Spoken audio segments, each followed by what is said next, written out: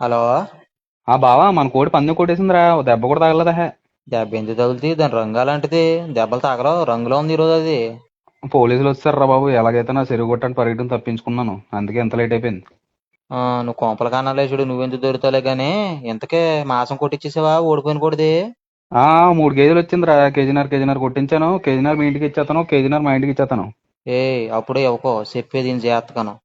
ఏ చాలా డెలికేటెడ్ మ్యాటర్ ఇది. నువ్వేం చేస్తావంటేను, ఆ, నీ వాటాలో 1/2 కేజీను, నా వాటాలో 1/2 కేజీను పక్క తీసి 1 కేజీ మన ఊర్లోను ఎవరో చూడకుండాను సాటుకి వెళ్ళి సుజాత ఆంటీకి ఇచ్చేయి.